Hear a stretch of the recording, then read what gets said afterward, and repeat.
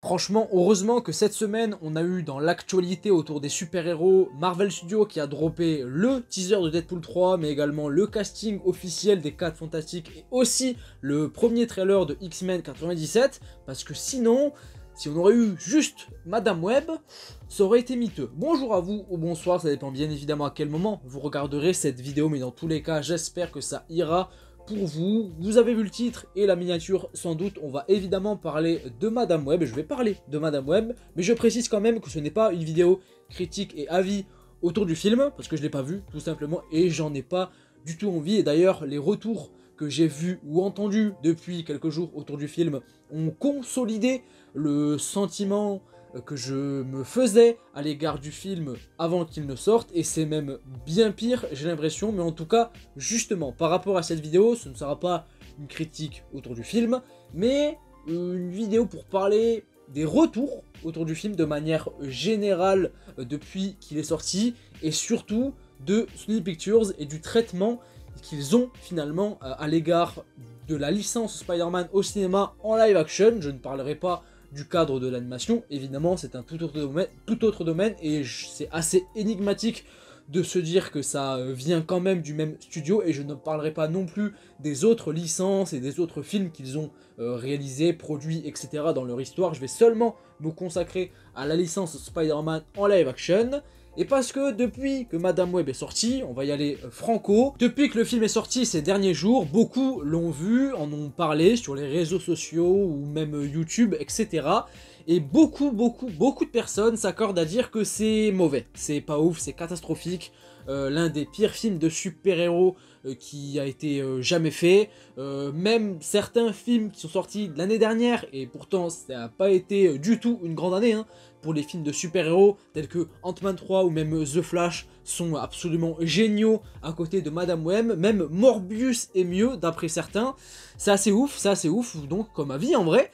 Et j'ai envie de me dire que par rapport à tout ça, eh bien peut-être que certains, même beaucoup en soi, même si en soi les goûts et les couleurs sont dans la nature évidemment, et il y a quelques personnes qui défendent quand même le film malgré tout en disant que c'est pas si mauvais que ça, évidemment hein, il y en a pour tous les goûts, mais franchement dans la majorité des cas, c'est surtout des avis négatifs qui ressortent par rapport à ce film. Et j'ai l'impression, de par tout ça, que beaucoup de gens ont enfin compris, ou peut-être même définitivement compris, la supercherie de Sony Pictures à travers leur fameux film de super-héros qui n'en ont pas l'air, hein, évidemment, puisqu'une critique que j'ai vue aussi pas mal de fois par rapport à Madame Web, c'est que ça n'a rien d'un film, mais vraiment du tout, de super-héros, loin de là. Donc oui, Sony nous prennent pour des cons, vous prennent pour des cons depuis très longtemps, et ils n'ont pas du tout, non, l'ambition, même la volonté pertinente, intelligente, créative, scénaristique, ou même la vision juste de raconter des choses intéressantes à l'égard de leurs films, sur des personnages liés à Spider-Man mais sans Spider-Man. Ils sont pas du tout là-dedans, non, hein, et j'ai l'impression que beaucoup, justement, pour le coup c'est le sujet principal de cette vidéo, beaucoup s'en rendent compte grâce à Madame Web ou à cause de Madame Web, ça dépend de quel côté on est. Mais voilà, j'avoue que cette vidéo, je sais pas du tout si elle sera vue par beaucoup de monde, mais en vrai je la fais surtout pour moi, c'est un cri du cœur, on va dire, par rapport à Spider-Man malheureusement, et surtout via Sony Pictures depuis des années, puisque oui, je le dis, je le répète, Sony non, n'a pas cette volonté-là de faire de bons films, pas vraiment des chefs-d'œuvre ou quoi que ce soit, hein, du genre, non, juste des bons films, non. Sony Pictures n'est pas dans cette optique-là. Sony Pictures, à travers le traitement de la licence de Spider-Man au cinéma depuis quelques années, que ce soit du côté du MCU, évidemment, avec la version de Tom Holland, dans lequel ils mettent beaucoup de bâtons dans les roues, justement, de son développement en imposant leur vision néfaste et miteuse de producteurs de merde, comme on a pu s'en apercevoir il y a quelques semaines à peine, où on a entendu des rumeurs comme quoi, pour le prochain film Spider-Man, donc Spider-Man 4 avec Tom Holland dans le MCU du côté de Marvel Studios, que ce soit Marvel Studios, Kevin Feige et même Tom Holland lui-même voudraient faire de ce film une histoire un petit peu plus originale et ancrée dans quelque chose de plus street level. On signe tout de suite, on est beaucoup à signer tout de suite en tout cas. Et puis t'as Sony Pictures de l'autre côté qui eux forceraient pour juste un retour de Tobey Maguire et d'Andrew Garfield, quel qu'il soit, peu importe ce que ça racontera. Donc ça montre à quel point les deux avis, les deux visions sont totalement opposées. De l'autre côté, d'un côté, tu as une vision plus pertinente et stimulante par rapport à Spider-Man qui peut apporter un truc vraiment pertinent pour le personnage et le faire évoluer dans quelque chose de naturel et de ce qu'on veut en fait, tout simplement. Et puis de l'autre côté, tu as des producteurs d'un studio qui voilà, ont cette vision de producteurs miteux, qui ont vu les chiffres de Spider-Man No Way Home s'envoler en atteignant presque 2 milliards et ils veulent réitérer l'exploit, peu importe ce que ça raconterait, etc. Enfin, bref, vous voyez très bien ce que je veux dire, je pense. Et ça montre encore une fois que Sony n'est pas là pour les mêmes raisons en fait. Non, non, ils sont pas là pour faire des films bien ou quoi que ce soit, non. Ils s'en foutent.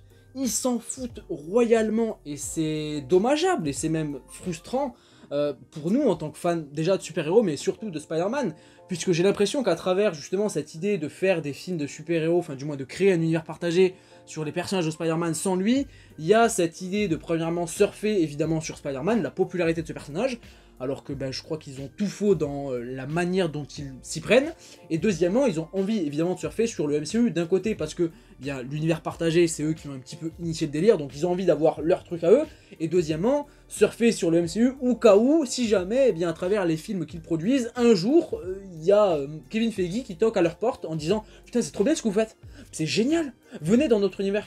Venez, introduisez-vous dedans, vous allez voir, on va faire un truc de ouf avec tous les personnages qu'on a et tout, ça va être incroyable, venez.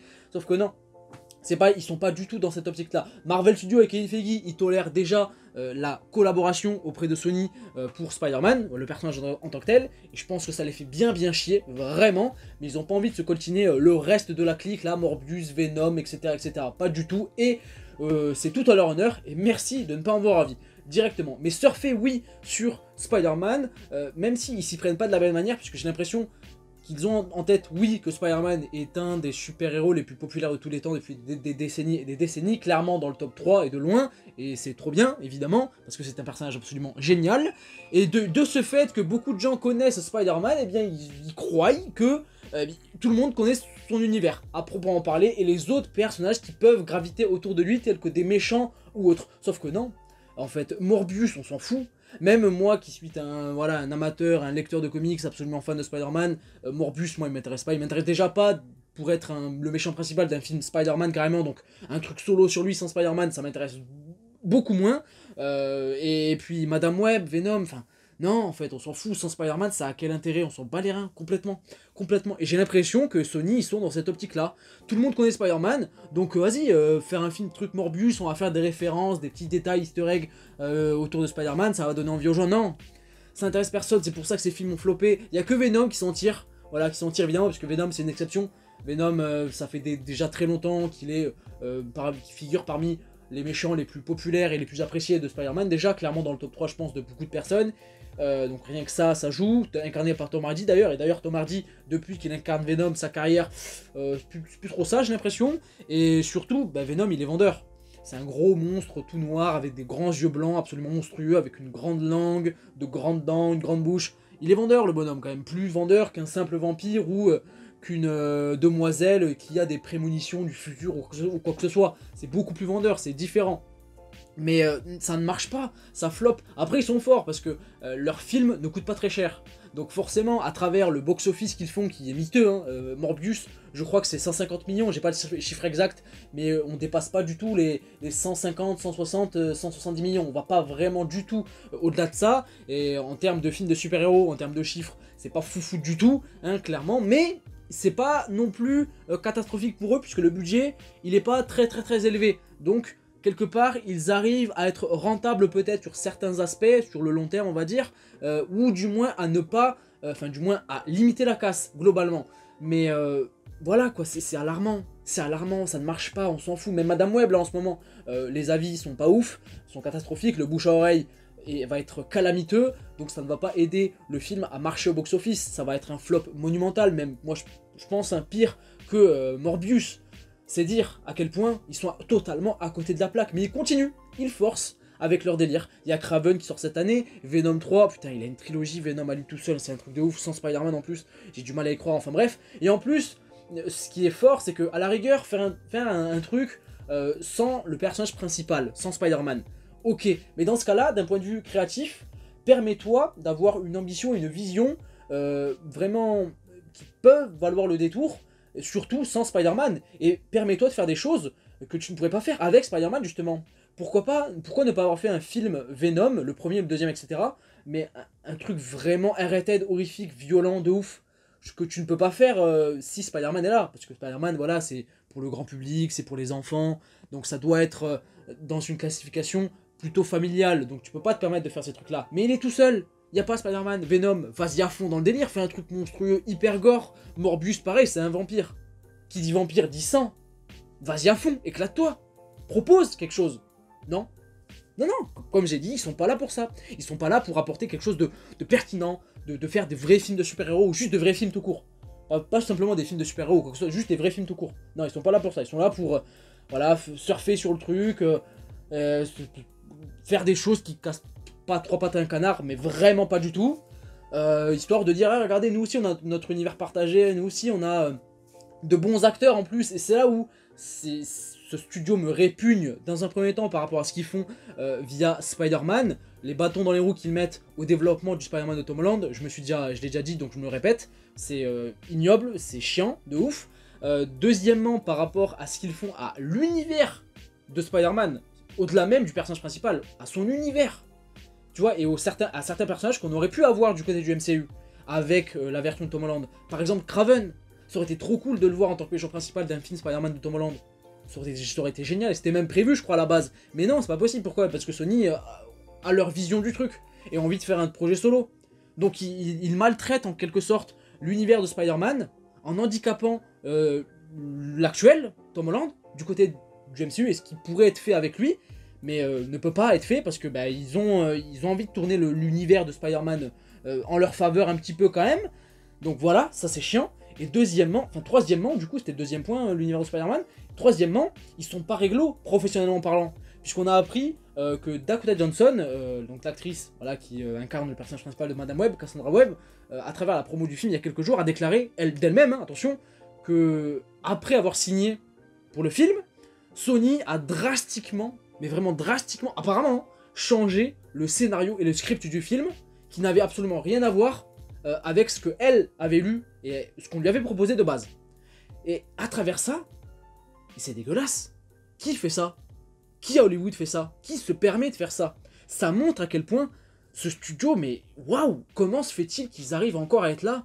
Comment se fait-il que les grosses têtes de la licence Spider-Man au cinéma et du studio même de Sony Pictures, qui sont d'ailleurs les mêmes, hein, les Amy Pascal et Avi Arad, je pense que ceux qui savent de qui je parle, ils sont toujours là.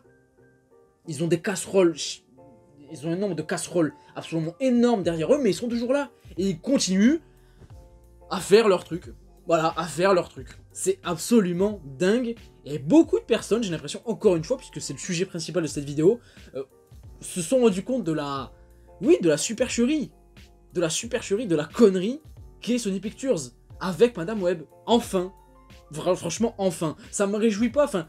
Franchement, non, ils méritent pas plus. Je vous jure, ils méritent pas plus, ces gens-là. Vraiment pas. Loin de là. Et c'est d'ailleurs peut-être une des raisons pour lesquelles, justement, le truc de Dakota Johnson par rapport au scénario qui a été modifié juste après sa signature, c'est peut-être une des raisons pour lesquelles, malgré leur projet pourri sur le papier et qui se concrétise être pourri au final, eh bien, ils arrivent quand même à avoir de grands noms, quand même, au casting. Tom Hardy, c'est pas rien. Jared Leto, c'est pareil, c'est pas non plus DiCaprio ou Brad Pitt, pas du tout, mais c'est pas non plus personne, Jared Leto. Dakota Johnson, c'est pareil. C'est pas Margot Robbie, encore une fois, mais c'est quand même Dakota Johnson, c'est pas n'importe qui. Et ils arrivent quand même à avoir ces grands noms-là, parce que bah, ils mettent en place leur stratégie là, de modifier le scénario, de leur promettre peut-être des choses, de faire partie du MCU, l'incroyable univers partagé de Marvel Studios, avec les autres personnages, qui vont avoir des crossovers par la suite, et au final, non, que dalle, rien du tout, zéro. Ça va pas plus loin que ça. Zéro. En tout cas, voilà, je pense que je vais m'arrêter là, c'était une petite vidéo que j'avais envie de faire par rapport au sujet en ce moment dans l'actualité de Madame Web et par rapport aux avis que j'ai vus sur les réseaux depuis ces derniers jours. Donc voilà, j'avais envie de partager tout ça et de dire à quel point j'aime de mon grand amour ce studio de Sony Pictures et j'ai envie qu'il faisait un succès absolument phénoménal. En tout cas, partagez-moi votre avis en commentaire. Est-ce que vous êtes d'accord avec moi ou pas? Je sais pas du tout en vrai quel va être l'avis général autour de ça, même si en vrai j'ai une petite idée. Mais peut-être que j'ai été trop incisif, peut-être trop sarcastique, j'en sais rien. En tout cas, j'ai fait à ma manière, avec le cri du cœur, comme j'ai déjà dit au début de vidéo. Donc n'hésitez pas à me partager votre avis par rapport à tout ce sujet-là. En tout cas, je souhaite le pire, encore une fois, à Sony Pictures, histoire qu'ils s'enterrent encore plus et qu'ils arrêtent avec leur idée de merde et qu'ils laissent peut-être un tout petit peu plus de lest à Marvel Studios pour que Spider-Man prospère du mieux possible au cinéma par rapport à cette version-là, et je pense que ça leur contentera, et qu'ils continuent de leur côté avec l'animation. Ça oui, ça c'est incroyable, c'est ouf, mais je pense qu'ils sont quand même aussi bien encadrés, et ils laissent parler peut-être un tout petit peu plus la créativité des metteurs en scène, des scénaristes, des producteurs, ceux qui ont une réelle vision, justement, et pas les autres. En tout cas, partagez-moi votre avis encore une fois, n'hésitez pas à mettre un petit pouce bleu si la vidéo vous a plu, à vous abonner également si c'est pas déjà fait, et puis moi je vous fais plein de bisous, je vous dis à la prochaine, prenez soin de vous et de vos proches. Ciao ciao.